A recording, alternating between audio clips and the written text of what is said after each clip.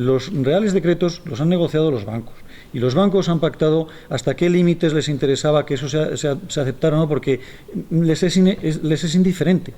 Lo que se necesita aquí son instrumentos jurídicos valientes y válidos para que se les imponga una solución equitativa y justa que se permita renegociar la deuda. Cuando no les queda otra, los bancos lo hacen. Entonces lo que hay que hacer es forzar a que los bancos tengan que hacerlo. Y hay que luchar por crear sistemas normativos en los cuales se tenga en cuenta los intereses de toda la sociedad y no de determinados colectivos, aunque sean los que manden, ¿no? Algo falla en esta sociedad cuando los poderes públicos no escuchan a los ciudadanos, no escuchan a los jueces.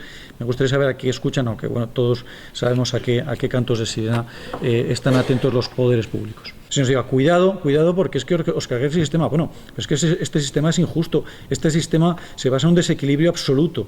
Y cuando las normas no se acomodan a los principios constitucionales, a los principios del derecho internacional, los jueces, que somos en definitiva el último de los bastiones de la defensa de los ciudadanos, o deberíamos serlo, tenemos que dar un paso adelante y tenemos que interpretar las normas.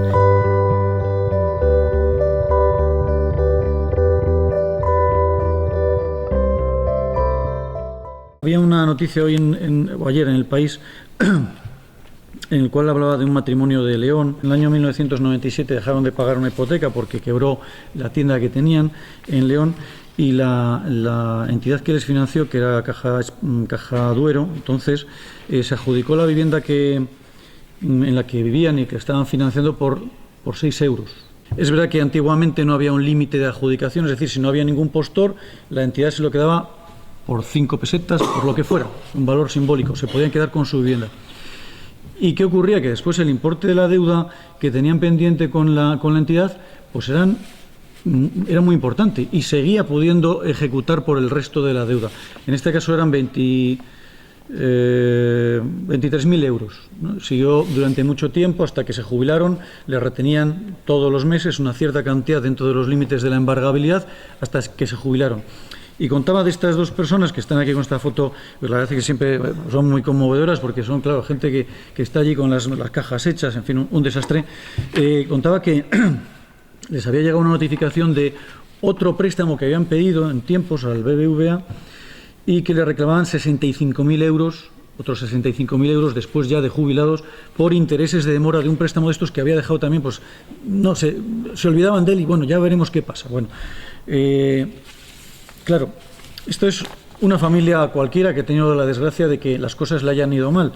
Y a mí me gustaría plantear aquí como punto de partida la reflexión de una persona de a pie que pues tiene que aplicar las leyes, esas leyes que son tan movibles cuando nos interesan y tan inmovibles cuando interesan por otros fines, pues otras soluciones que se han dado a otros deudores, ¿no? Voy a poner dos ejemplos o tres.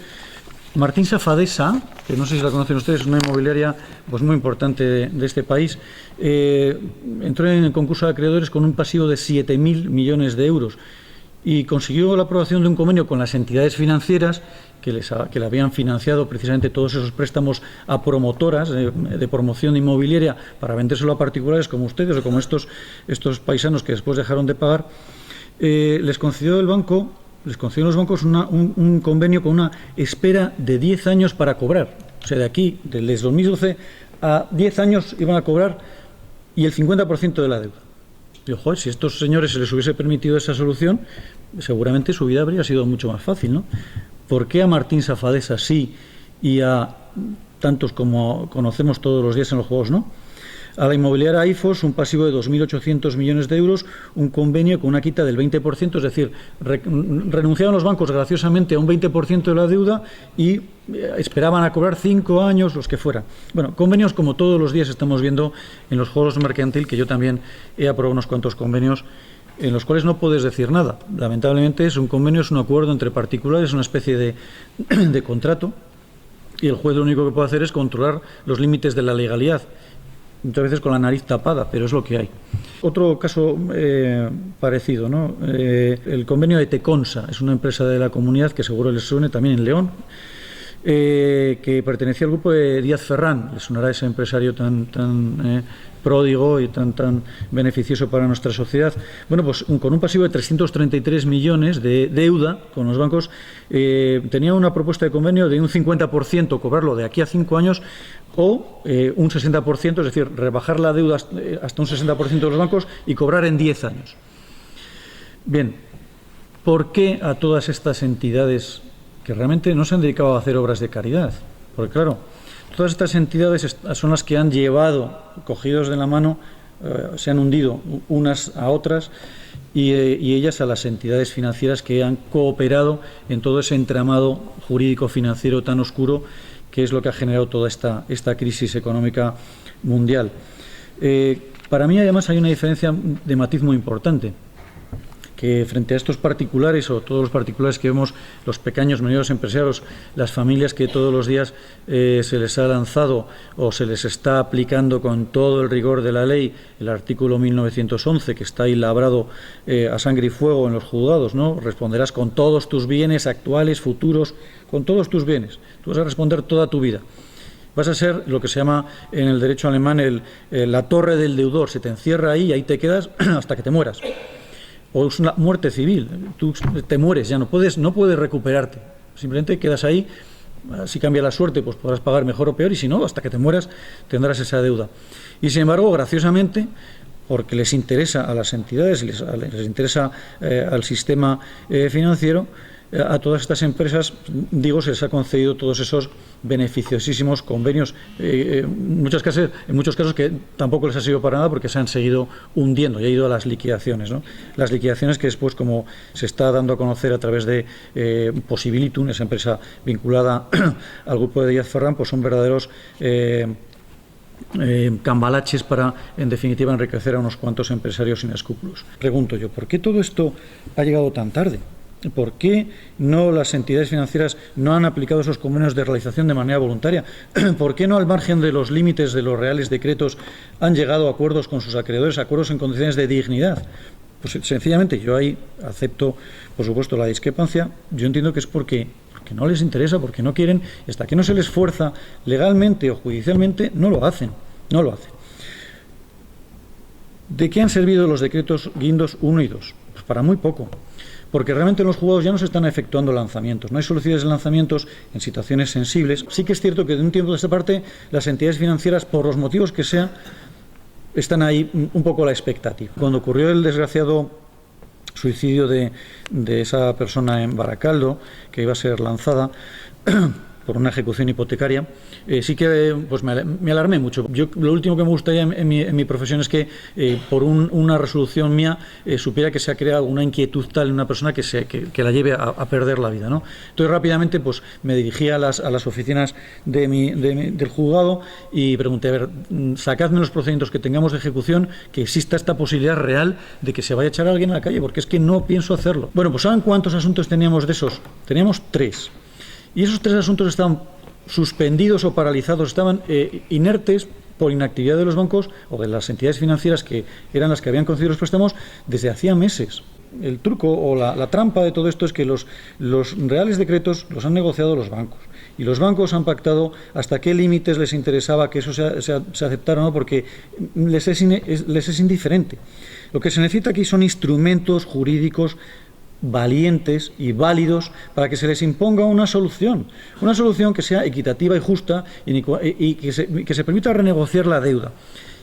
Ellos no lo van a renegociar porque lo han demostrado, porque tienen los instrumentos jurídicos a su alcance y no lo han aceptado y no lo han aplicado. Entonces, esas declaraciones de buena fe o de buena voluntad, pues yo permítame que las deje un poco a beneficio de inventario, porque ya llevamos unos años en esto y uno se cansa, ¿no? Pues de oír esos anuncios a bombo y platillo. En el primer trimestre desde la aplicación del decreto de marzo, se habían cursado en toda España 278 solicitudes, que claro, es un número, pues realmente, imagínense, en toda España, pues muy pequeño, pero curiosamente se había concedido una reestructuración de la deuda en 44 casos y 8 daciones en pago. No me parece muy relevante porque era muy limitado el alcance, había poca información. Yo creo que es más importante la segunda fase. En la segunda fase se pidieron ya 722 solicitudes en toda España, que es poco, pero ya es, desde luego, los datos que ofrecer a continuación son muy importantes porque se concedieron 127 reestructuraciones de deuda y 34 daciones en pago. Si sumamos las 34 daciones en pago concedidas más las 8, yo creo que excederán, seguramente sean más, que los autos judiciales y resoluciones firmes de audiencias en las que se ha concedido esta solución. ¿Cómo interpreto yo esto? Pues que realmente cuando no les queda otra, los bancos lo hacen. Entonces lo que hay que hacer es forzar a que los bancos tengan que hacerlo, no darles esos códigos de buenas prácticas bancarias, que es una declaración de buena voluntad, que a mí me produjo sonrojo el primer decreto, y el segundo, cuando conoces un poco la gestación, cómo se hizo la negociación, pues entonces también te das cuenta de cuál es la esencia de todo esto, es ganar tiempo a ver si esto lo solucionamos de alguna manera. ¿Y cómo lo vamos a solucionar? Bueno, pues los jueces estamos haciendo lo que podemos, tampoco se pueden hacer muchas cosas. Yo sí que he dictado, pues uno de los pocos autos que se han dictado en esta comunidad, y de los que ha habido en España, pues ya ha habido más, pero son pocos en comparación con todo lo que no se ha hecho, ¿no? Y un auto de adjudicación en pago. Es verdad que las soluciones jurídicas ya se han criticado, más que pues con todo acierto, pues porque tampoco no puede uno cerrar los ojos y decir, me voy a inventar el derecho, porque entonces entraríamos en una línea muy peligrosa, ¿no? de la inventiva y de las soluciones antijurídicas. Hay que creer en el sistema, pero hay que crear sistemas justos y hay que luchar por crear sistemas normativos en los cuales se tenga en cuenta los intereses de toda la sociedad y no determinados colectivos, aunque sean los que manden, ¿no? Que es el problema en el que nos encontramos ahora. Mientras todo eso llega, no sé si lo veremos alguno de nosotros, de los presentes, lo que hay que ir forzando estas situaciones. Y yo, desde luego, aplaudo los movimientos colectivos, porque si me dicen hace 5 años que uno de las causas por los que los jueces vamos a ir a la huelga seguramente en enero sea precisamente que no se adoptan soluciones jurídicas justas, pues me parece increíble, ¿no? Entonces, oír a compañeros muy conservadores decir que todas las declaraciones que se han hecho, ¿no? El tema de que hay que aprobar una dación en pago, etcétera, etcétera, pues a mí en cierto modo me enorgullece, pero claro, también me sonroja, ¿no? Porque algo falla en esta sociedad cuando los poderes públicos no escuchan a los ciudadanos, no escuchan a los jueces. Me gustaría saber a qué escuchan, aunque todos sabemos a qué cantos de sirena están atentos los poderes públicos. ¿Qué soluciones caben? Primero, es muy inminente que se produzca un dictamen y seguramente vaya en el sentido que ha propuesto la abogada general. Con lo cual, el panorama, y ya se están aplicando en algunos juegos de España, es que los jueces podamos controlar incluso de oficio, es decir, aunque no se encuentren los deudores y aunque los deudores no se opongan, ese control de las cláusulas abusivas, las cláusulas suelo, el mundo del abuso en la contratación de las hipotecas, que durante estos años, desde los años 90 hasta el estallido de la crisis, ha sido espectacular. Por eso lo digo que el panorama es muy inminente, y va a tener que haber cambios, porque si no los jueces lo van a llevar a cabo. Sí que me llama la atención que cuando se habló de la dación en pago en vísperas del segundo decreto Guindos, el presidente de la banca española decía una cosa muy curiosa, que es que no podía ser la dación en pago, porque entonces se podría en peligro el mercado de titulación de las hipotecas. Lo que antes era una hipoteca que iba la pareja que es recién casada, con sus ahorros de toda la vida, iba al banco, le financiaba la vivienda en promoción, la hipoteca, todo eso ha desaparecido en este decenio de la especulación. Y las hipotecas se convirtieron en cédulas hipotecarias, títulos que se convertían en paquetes que se negociaban en grandes mercados, cuyos mecanismos de funcionamiento nadie conoce, y hasta que estalló el famoso escándalo de la subprime, las hipotecas basura. Es cierto que el sistema hipotecario es un sistema muy anquilosado, pero estaba previsto o estaba pensado para ese esquema económico. un esquema económico mucho más sencillo, mucho más, a lo mejor más digno, en el cual el banco no se dedicaba a especular, sino a crear o tratar de generar riqueza y negocio propio, pero dentro de unos límites en los cuales la garantía hipotecaria significaba el todo y además tenía un valor real. En estos tiempos en que la economía real ha sido sustituida por la economía financiera, la economía ficticia, que ya vemos a todos a dónde nos ha llevado y dónde nos va a llevar, pues claro, todo eso ha desaparecido. Entonces, a mí no me sirve que desde las entidades financieras, y en este caso sí que ya no caben matizaciones, se nos diga, cuidado, porque es que os cargáis el sistema. Bueno, es que este sistema es injusto, este sistema se basa en un desequilibrio absoluto, y cuando las normas, por comodidad de los poderes públicos, por falta de valentía, por lo que sea, no se acomodan a los principios constitucionales, a los principios del derecho internacional, de los tratados europeos, de las directivas europeas, los jueces, que somos en definitiva el último de los bastiones de la defensa de los ciudadanos, o deberíamos serlo, tenemos que dar un paso adelante y tenemos que interpretar las normas. Es verdad que eso, la losa de la ley nos marca, nosotros tenemos que decir, no, adelante, después de adjudicar el inmueble por 1.000 euros, por 1.000 pesetas, perdón, pues venga, estos señores hasta que se mueran vamos a tenerles ahí pagando lo que podamos embargarles de su pensión. Pues ¿qué quieren que les diga? Yo creo que no estamos para eso, y hay que inventar algo en tanto el legislador no se digne a darnos una solución, unos mecanismos jurídicos más eficaces y más justos. ¿Y dónde voy yo? Pues digo, la satisfacción del acreedor. La ley de enjuiciamiento civil permite efectivamente seguir adelante después de que se ha quedado el banco con la vivienda, seguir ejecutando por el resto de la deuda. Pero hay que tener en cuenta otra cosa, que la ejecución lo que persigue es que el que prestó recupere dentro de un límite o dentro de unos parámetros de equidad y de justicia lo que legítimamente podía esperar que iba a recuperar. ¿Por qué no ha negociado un convenio de realización cuando ha podido? Cuando se ve esa voracidad de las entidades financieras que ya ha cesado, seguramente porque ya no saben qué hacer con los bienes inmuebles, porque tienen una deuda con las comunidades de vecinos, miles de euros, y las que van a tener, yo sospecho, no creo que haya buena fe en esta suspensión de las ejecuciones. Yo creo que simplemente hay un interés de expectativa, que bueno, es legítimo hasta cierto punto, pero bueno, yo frente a ese interés y ese juego de la ley, yo creo que hay que interpretar algo que va mucho más allá, que es el ejercicio antisocial del derecho.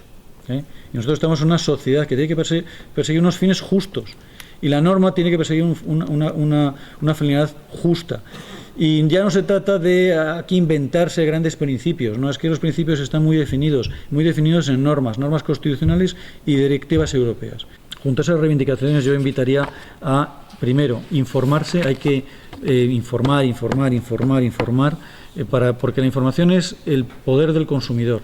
Es el poder del consumidor frente a las grandes entidades que se basan, y las pequeñas, y también los COFIDIS, todas esas entidades que están por ahí en un mundo jurídico aparte, que están esperando a que el juez les diga que son sus intereses abusivos para que pues dejen de fijarlos, y seguirán fijándolos. Pero bueno, necesitamos información, que los consumidores se articulen como poder, porque es el poder real, y eso es el que va a hacer mover a los poderes que se dejan llevar, que es desgraciadamente lo que estamos en esta dinámica de falta de soluciones valientes y justas. Las propuestas de los colectivos ciudadanos me parecen muy bien, pero yo creo que hay un mecanismo que existe en este momento en otros ordenamientos jurídicos y que es muy eficaz y que seguramente lo conocéis, que es la ley de sobreendeudamiento. Yo soy un entusiasta de las leyes de sobreendeudamiento, porque son leyes que lo que hacen ante este supuesto es, cuando no pueden pagar, y los bancos les van a seguir reclamando, van al juez, y el juez dice, a ver, ¿usted cuánto gana? ¿Cuánto debe? ¿Cuánto puede pagar? La diferencia entre lo que gana menos un mínimo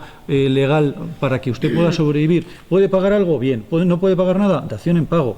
Reestructuramos la deuda si podemos, y si no, pues se libera al deudor. Hay múltiples mecanismos.